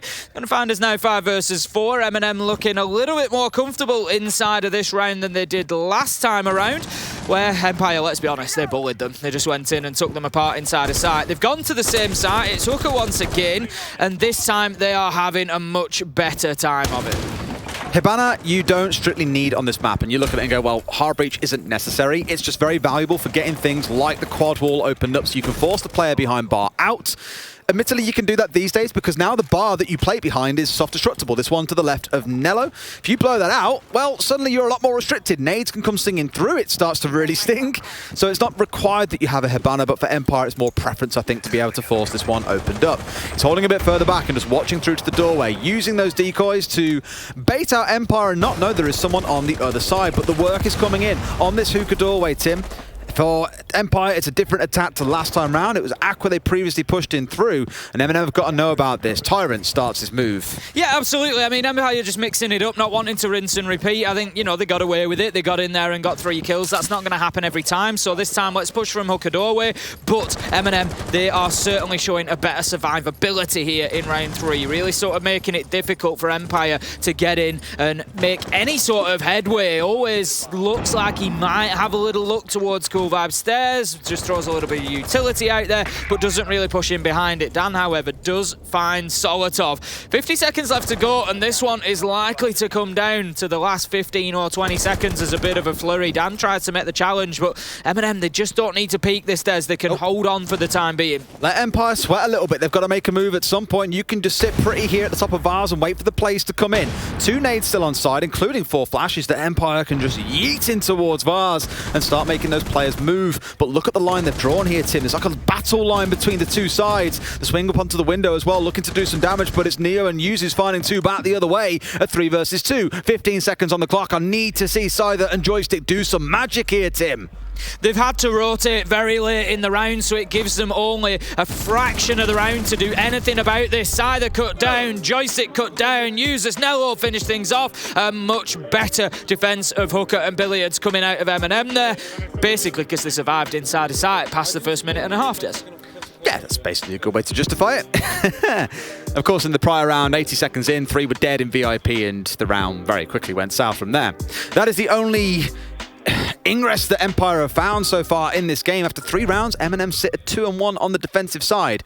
The game overall generally has an attacker lean at the minute. I'd argue across a good number of maps, you're seeing attackers do very, very well with the recent changes that came in. For MNM to be up 2-1 after those first 3 rounds, the first quarter of the game is looking good. They now get a full reset and can play through those sites once again. Kitchen service is going to be where they head into next, and if we follow suit, I imagine we'll have to step into an off-site next time round, given Hooker and Billiards was only just closed out. MNM did well last time around on this site, but I think there was not an element of luck, but it sort of could have gone either way. They were very reliant on the play from Users, particularly being timed as it was, Neo picking up a kill at the same time, and it just sort of broke the spirit of Empire just at the right moment. This time, I think Empire will likely pay a lot more attention to that roam game. Let's not forget, Empire banned away the Nomad. So when they're getting hit on the flanks, when they're having players drop in behind them, to a degree, they've done that to themselves. They've made it more difficult to cover those flanks, to cover those angles that they maybe get pushed late on. Absolutely. Let's see how things shape up there. Now we are into the action phase. The drones are done and dusted. Or the droning phase, at least. I just got a DM that I had to show Tim of... it was like Bill and Ben, the Flower Pot Men, wasn't it? Yeah. Really old cartoon. It was just saying after that plant pot joke, that's you and Tim. I mean, if the cap fits. If the what fits? Cap. I thought you said the cat fits. Oh, if the cap fits. If the boot fits is normally the expression to the civilized world. It's not? Yeah. Not in the if the boot fits, if the glass slipper fits, wear it. Okay. All right, Tim. Let's go then. Let's see how things start shaping up. To begin with, Shepard is off the board. It's been a couple of times now. He has been the entry death. In the previous round, it was to a C4. Here, instead, it's a bit of a different story. He's just been melted off the face of the planet. And no Hibana on side. Not as critical for this site generally. There's not a ton that you need to get opened up, especially now teams tend to play down towards security and leave the lobby side into service open, because you can then spray your whole way north and shut down a would-be planter. You've got Joystick set at the top of White Stairs. Yuzu's on one side and Neo plane below. So somewhat trapped in here, but does have support from Dan. Is this a swing coming in? Whew, potentially it was, but no one's pushing down the white stairs, so no concern. Either's going to drop the hatch into bathroom, start opening up that floor straight away. Empire confident that they've got top floor control, but I think there might just be one MNM player still left up there with them. There certainly is over in Aquarium, if my eyes don't deceive me. There we go. Solotov moves up to join the one that I'd seen over on the Aquarium side.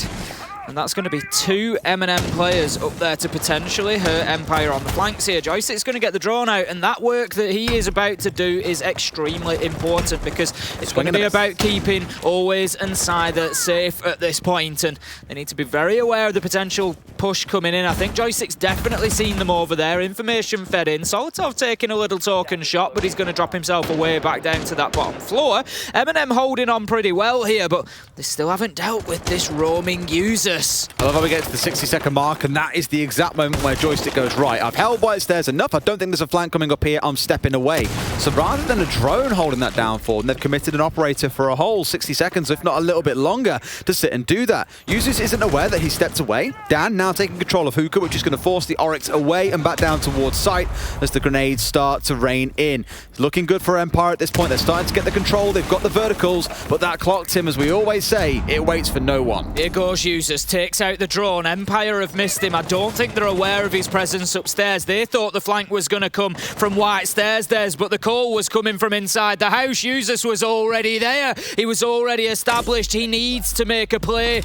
Joystick tries to push inside a service. Nello manages to find him. Solotov onto Dan. Always manages to trade one out there, but it all starts to fall apart for Empire. Users hasn't made his presence known until now, where he cuts down Scyther and finishes off the round for MNM.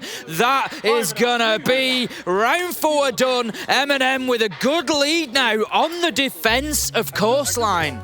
It's looking great for them, 3-1. And really, the one round they lost, you could put down to a mistake on their side, right? Overcommitting inside of VIP and being punished as a result. But now they've gone through that site. Now they've gone through Hookah and Billiards. They've got to step into a site they haven't yet played. And rather than Penthouse and Theatre, generally starting to see a bit more play, I'd say, in competitive level. We see it in EUL a couple of times. Teams like Heroic really enjoying bringing it out. These guys are going to step into the double bar site of Blue Bar and Sunrise.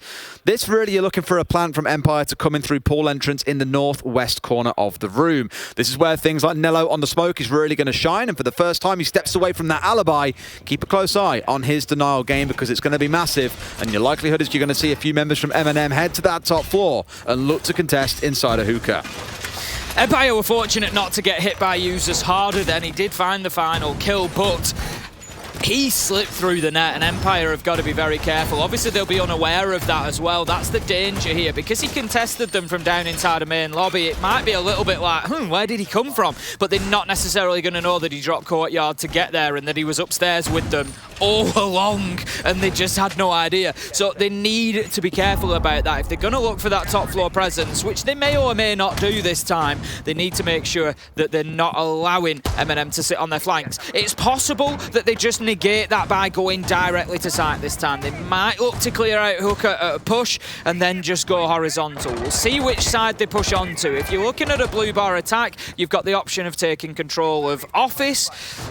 You need Aquarium with it, realistically, to be confidently safe, and then you can push in towards Blue Bar. Thank you very much, Medics. You go through that wall right in front of you, the plant spot being behind the bar. Alternatively, you come in from the poolside door, you take out the reinforced walls, which you can see. There's a Banshee there as well, and you get it down behind the other bomb chassis. At the minute, Empire stacking up around the map.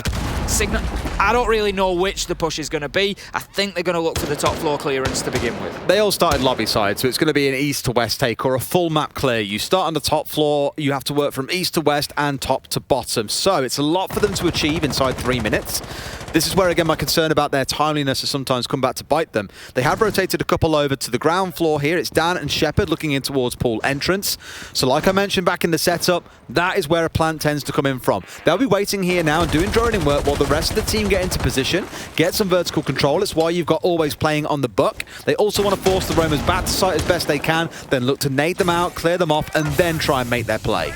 Absolutely, looking to clear out that utility. We've got the Banshee gone now, so some access being gained slowly. They're going to try and breach that wall, which means they'll force away anybody playing in there. There isn't anybody there at the minute, but it will just make sure that that is the case for Empire. Tyrant is in a difficult spot for Empire here over in office. He does have a long angle towards that pool door, so they need to be careful, but they haven't been careful enough with Joystick as Solotov finds the headshot to open things up, and that is once again advantage MNM. A little bit nervous because Nello's been chewing through those smoke canisters. He's only got the one remaining, and really you need these to deny the plant spot itself. It's kind of like saving C4s for below for a How has Nello got away with it? He's found so many. It's a 2 for himself while the rest of the team have slaughtered everyone else that stands. It's a 4 versus 1. Shepard, normally the first death, is now the last one left alive, and there is no hope for Empire in this round. It's looking to be a shutout and a 4-1 scoreline to MNM. Nello just going wild on the pool door there, stepping out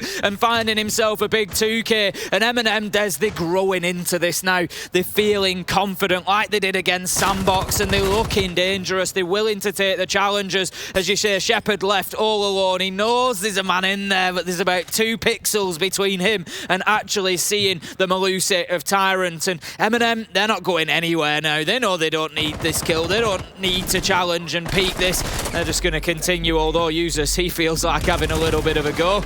Shepard still knows that Tyrant's there. The challengers come in, but the time is ticking away. 7 seconds left to go. This is all meaningless at this point as Tyrant finds that final kill. MNM lock it out. 4-1 now, and they are truly in the driving seat against Empire. I mentioned outside of that one round, they've just been ridiculously dominant. Empire struggling to get started on the attacking side of their own map pick. I mean, MNM did choose a defense, and maybe they're saying, you know what, defense is probably the better one for us. And Nello, for all I said about only having 1 canister left, he did retain it in back pocket. That was a huge play to go for. If that failed and he got shut down, they lose the ability to deny a plant. You look towards the Jackal then, for example, to smoke off Sunrise, step in, get the plant down, and get the hell out of Dodge with no way of being denied. So a very risky play, but one that pays off. It's that constant question of risk versus reward.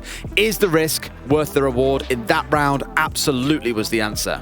Empire choosing to take their tactical pause at this point in time. Just going to try to iron out whatever it is that's going wrong at the minute, Des. Right now, it feels like it's more about MNM than it is about Empire. MNM just being able to move too freely around the map. If anything, I think Empire maybe need to look at their map control and just stopping these players from being able to either, like Nello did, aggress into their face on pool door, or whether it be Users just slipping away and disappearing on the top floor, not getting picked up on drones. Empire never really feel in control of the territory that they're taking.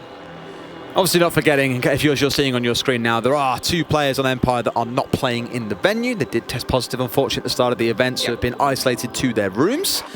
Generally, okay, I think Shepard tweeted yesterday, you know, he's not feeling 100% still as a result. He is still, of course, here delivering, playing in cases, getting down to put the diffuser down in a number of situations across both maps, but you can't deny that's going to have some impact on the team, of course, at LAN. You all want to be sat there in the same room playing together, so circumstances set to one side. Empire putting on a relatively good show, coming close on Oregon still. As it stands, at least, top of their group, but that could change once this is done. They're going, I don't know if it's mathematically confirmed yet, but Empire are going through. Like, you know, let's be honest. I'd be very, very surprised if this team does not make it through past the group stages. I'm willing to stake on that, to say that they are going to be through there. So it's not the end of the world for Empire, as you say, especially with the circumstances being what they are. I think we're going to see when we do get into those later stages, maybe hopefully Empire being, you know, a little bit better even than we're seeing them so far in the groups. You know, that might be the case. But you know, ultimately MNM can only play what's in front of them. Yep. And they are playing it extremely well right now. They have got their number. They're absolutely all over them. There is nothing that Empire can do right at the minute. Absolutely. Well, for Empire, it's going to be another east side start. Hookah and Billiards is the site. So rather than starting on the top floor, a few members have started on the ground. A couple now rappelling up towards the roof and looking to do some damage. Get it cleared out on the penthouse theatre side and swing your way across. And smartly so, because that's normally where you'd expect to come across players like Solotov, Tyrant, potentially Users. And Tyrant is down near White main stairs at the minute too. So he is off on the roam looking to cause a little bit of bother for them. But Empire so far being composed about things, still with 9 drones left alive, are slowly squeezing them back towards sites. Tyrant is on the roam. He's just going to be working underneath. He's got the Nitro in hand, I believe. Has he? Yes, no, he's got impact nades. But they do have 2 Nitros on side. Users and Solotov. I would imagine it's going to be Solotov on the Mozzie looking to play underneath if anybody is for that Nitro denial. And Tyrant will be down there supporting him, I would imagine. But right now, Empire are just focusing towards the top floor. They're looking to get themselves established in VIP. So I would imagine we're going to see a bit of pressure coming onto Hooker Balcony later on as well. And they're trying that same push that they did last time around, which didn't really pay off for them, Des. EMP at the ready to open up this wall, or not as much open it up, but more disable the gadgets all scattered in this corners, electro cores, ADSs, everything scattered here to try and keep MNM safe. So once they have a bit of an idea as to what they want to achieve, you'll see that come singing through. Another drone taken down here. Empire down to 5 with half a round still to play. And finally, that shield on Vars gets taken out. It's the entry kill coming in for Scyther. It's been 3 rounds in a row since Empire have found an entry kill, but finally they find one. And it was something that we commented on, Des, coming in from the last map that MNM needed to improve on was that entry, and it's something that they've done fantastically well so far, but not this time. Scyther, he manages to find himself one. Is this the round that we're waiting to see for Empire where they get themselves back into it? And Shepard was a little bit lucky there, I think. It's got Tyrant just underneath. Oh, look at the timing, Des. It's absolutely terrible for Tyrant. Again. Just keeps trying to get that peek onto him. He sees him time and time again, but Scyther just keeps dropping away from the edge and he can't quite get the shots onto him. He shot him off to the left as well. I'm really confused why he didn't pull the trigger there. It's normally a Tyrant special to flick and pull the trigger. But there, maybe a little bit slow on the uptake means that Empire keep all 5 alive, at least for now. But the time is not on their side. 22 seconds still to play with. They've got to make their move now. And here comes the pushing from Scyther potentially. Still a little bit uncertain. Trying to blow the man out who sat behind the rotated wall. C4 coming in from Solotov. A 4 versus 4. What a kill there. Neo managing to find always, and it's just falling apart once again for Empire. Shepard's in though. He's getting the diffuser down. He's tucked in the corner. Can Kaid find him? No. That's an important kill from Shepard. Dan on the cover at the same time. Fast. It's 2v2 now. He has to stick this. They know where he is. Tyrant's able to get that final kill. 5-1 half for MNM, but boy, did Empire make a game of that in the middle. They did, but they left it too late. Again, 20 seconds on the clock. Ugh. Empire classic, and just when I thought Coastline might be where we see them really pick up the pace here, put the foot to the ground, to the pedal, whatever you want to call it, and really accelerate into the lead, it simply didn't happen. MNM now switch onto the attacking side with only 2 rounds between them and 2-0 over their EU counterparts. Oh, that was something. I love that. It's so casual from Shepard, like, stop planting, kill guy, plant again. Yeah, it was brilliant. Crazy. Oh, that timing for Tyrant, it was almost like, you know, one of those like gadgets where something will be swinging across and it just misses each other every single time. Yeah. It was a little bit like that, the movement of it. It was like every time Tyrant looked up, Shepard, just dipped away from the edge. It was excruciating. But MNM, they come away with it. 5-1 on the half. What a defensive masterclass from them on Coastline that was. And they now move on to the attack. But don't you write Empire off yet. If there's a team that can bring themselves back into this, I am certain that it is Empire. They will not know that they are beaten, and they're going to come out swinging here, looking to take a few rounds on their defences. Alrighty, well, they've got to do it. It's literally now or never. They're rocking out the Mute and the Mozzie with the C4s in back pocket, but mainly focused, of course, on denying away the information game from MNM. And just like Empire, Neo picking up that Thatcher. Generally, if it's open, teams are going to pick it up. Not so much to open walls, but as we saw from Empire in the previous round, to disable Electro Claws, to switch ADSs offline. It makes it very easy to take out a shield, for example. So, really, you're looking at pace, I'd say, on the attack, right? You can't justify being slow when you've got a Thatcher on side. No, and I think, you know, you've got Empire on the ropes. Don't give them a chance to settle. Get in there, sucker punch them, find that opener, you know, really put them on the back foot. 1 round and you've got them at point here. You know, you're really laughing. So, yeah, absolutely. Last thing they want to do is let Empire just settle into this defense now. So, MNM actually being quite aggressive to begin with. The drones are in, they're shooting barricades out, they're looking to get underneath. They know that Scyther's playing down there with the shotgun, and we're going to have Tyrant moving in from service by the looks of things to sweep across kitchen. And I like this, Des. They are going in with a plan. They're going in looking to clear Scyther out immediately.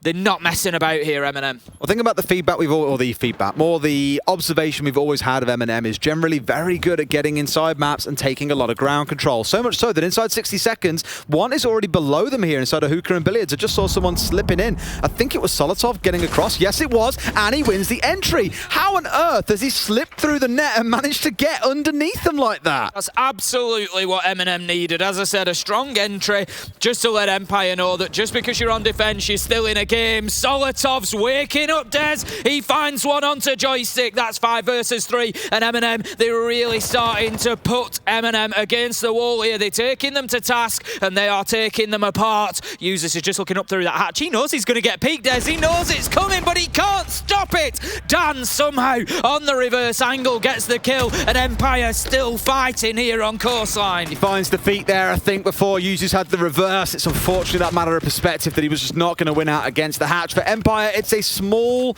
advantage to gain in the round. And I say advantage, it isn't really an advantage because you're still down in a 3 versus 4. For MNM now, it's about using the clock. You've got 60 seconds to play with. You've still got a lot of gadgetry online. You've got nades to play behind. You've got a lot to play. You've still got, of course, 3 smoke canisters and a C4 for Empire. They've got a lot of denial tools. So you've got to be baiting those out now rather than the last 20 seconds, because once you get past that 30-second mark, Shepard can stall this out all day long. Exactly that, and that's something that MNM need to be very aware of now, is that time management. They're trying to push towards that Hooker entrance. They've got Nello, they've got Tyrant up there working it and trying to open up onto Cool Vibes, trying to just give themselves what they need. That's going to be unsuccessful as the EMP is used up on the roof. The radius is such that it can disable the gadgets, but there's somebody who can shoot out the pellets, but it doesn't matter when Solotov goes route 1. Shepard's down here, Tyrant follows it up, but no, they just can't get him. The kills do finally come in, but Shepard was just the honey trap that dragged them in there one after another, wasn't it? And Solotov, Tyrant both being taken down on that angle, but it doesn't matter because it's mopped up from the Hooker door, and that's going to be MNM putting themselves on map point, and surely this race is run. We spoke about trades not really being too present in this series so far, and although it wasn't quite a direct trade, Tyrant did follow in the footsteps 5 seconds later up Cool Vibes behind Solotov, and Empire just weren't ready. They were thinking about the res at that point. He steps up and finds the kill and basically shuts that attack down before anything else can come to light. And Shepard, I spoke about him being a pivotal part of that defense. He had 3 smoke canisters in back pocket, didn't get to use a single one. So things going well for MNM, that he was the target they found and downed quite early on. It's looking good. 6-1. They might just be about to 2-0 Empire, Tim. It was a nice quick decision from Ty. I think the information that's probably come in from Solotov there is, I've downed the man on Vars. Because as soon as you've got that call, you know that you're pretty much safe. I mean, Tyrant wasn't completely safe to push up Cool Vibes, but as you say, that pressure then is maintained because I've downed the one who's going to challenge you with the shotgun, so you can go and have a look. And it was a nice quick decision from MNM to do that. But moving on, we are in round 8, and MNM are having an absolute field day. It looks like they're practically on vacation here on the Ibiza island, where we find ourselves on Coastline. Empire just slipping out of this one, Des. They're not really putting up a fight. There's nothing they can do that is right, and I don't think it's necessarily their fault. It's just MNM are beating them to the punch every single time. Joystick here, inside of Sunrise, just looking to try and hold back the initial push. Solotov reaching for the nade. He's going to head back to the rifle for the time being, but he knows exactly where Joystick is, and Joystick bails just in time. He's going to move his feet behind the half wall there and try to get a new angle onto that pool-sided door. As the nade comes in, he knows that a push will follow.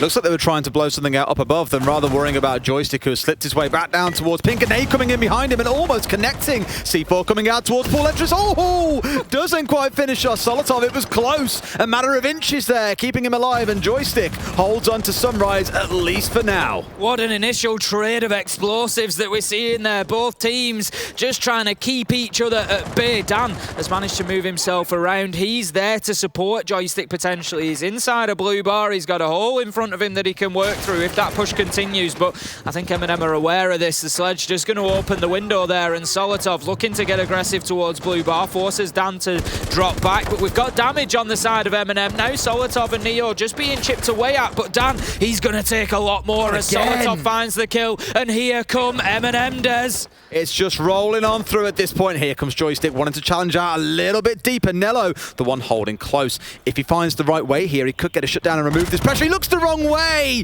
but Nello covering for his teammate. That's what it means for this to be a team game. They find another shutdown, a 5 versus 3, and I'm starting to get very worried for the side of Empire. That said, there are only 2 drones left up here for MNM, Tim. So these last 60 seconds, they're playing mostly blind, to be honest with you. And those last 2 drones, you can see exactly who they're for. Solotov and Neo both on the drones here, finding out what the next port of call is. It's time to start pushing forward now, MNM 5 versus 3. It's time to prove just how lethal you can be and clinch this one out. Don't let Empire back into it. We've seen so many teams so far at the Invitational unable to close out these 6-1, 6-2s, and it shows the quality that they're up against, that teams are able to fight back. But for now, we seem to have reached a little bit of a stalemate. Always is just sat on the security hatch. He knows that there's potentially one underneath him, and as the crouch walk comes forward, Tyrant's going to get himself caught out here, but no, Always has pulled away from it, Des, and Tyrant slips through and gets the kill onto Scyther. That's the one that Always was covering. Nello goes in for the plant, but it's not going to be needed as Users gets that final kill, and it's going to be MNM with a huge 7-1 victory. 2 maps to 0, finishing this off on Coastline. I really thought stepping into the hornet's nest of the Russians, MNM would face a big challenge, but that's been a nice vacation, as you say, Tim. They've checked in, gone straight for the pool, and had a lovely relaxing stroll through that map and arguably through the series. 2-0. Outside of their performance against NIP, they have looked phenomenal in this tournament. And the best thing is, look at how they got here. They went through Kavana, they went through Vitality, they went through Secret, they've gone through Sandbox, and now they've gone through one of the best in Europe in Empire in comfortable fashion. Great play from MNM. Really enjoyed watching them this morning. They looked completely different to the outfit that we saw against NIP, and they give me a lot of hope for them for the rest of the tournament as well. They are racking up the points now. They're another team that are pretty confident in saying we're going to see move past the group stage. Again, I don't know if that's quite confirmed yet, but I would be fair that Users is there with his tape measure, just checking everything out he needs to know. Well, for those who are curious what that means, he uses his tape measure to make sure everything is perfect. The height of the monitor, how far away his keyboard is from his mouse mat. He goes all in. And when you're putting up numbers like he was on Mat 1, 13 and 5 or 14 and 6, whatever it was, can you really blame him? To be honest, I'm going to be asking for the measurements, and I'm going to be setting my desk up the same. That's a real exclamation mark sense, isn't it? Like, I want that setup. Let's get our talent manager on the line and just be saying, yo, can you go and get us a tape measure, because we're going to need it. I wonder if we like position our chair or our desk or our devices a certain way, we'll cast better. You just don't know, but clearly there's something in the water for MNM because they're playing like thunder right now. I love to see it. Yeah, it's so exciting to watch. Obviously, you know, it's nice to see a UK team doing so well, but it's not about that. It's the fact that they are just pure entertaining. I defy any region around the world to have watched that team then and not found it fun, not found it exciting and enjoyable Siege to watch. They really are going to become a fan favourite if they carry on like that. Like I say, it was heavyweights going back and forth time and time and time again. Their last series, can you remember who it's against? Who else is in their group? There's 20 teams to remember. There's a lot of teams for us to go through. It's very, very tricky. Sonics. I haven't played Sonics yet. That is going to be one hell of a game because you've got the likes of Grixer and Rexon coming up against this front line of Tyrants. I tell you what, it's going to be a challenge for them. That's what it's going to be. I can't wait to see it. It may even decide the top spot in this group. That's just how close it will come. It could. I am very ready for something like that to shake down. Well, we are done from Bill and Ben, the Flower Pot Men. Let's go to a break. When we come back, our analysts will break that one down for you. We'll see you guys later.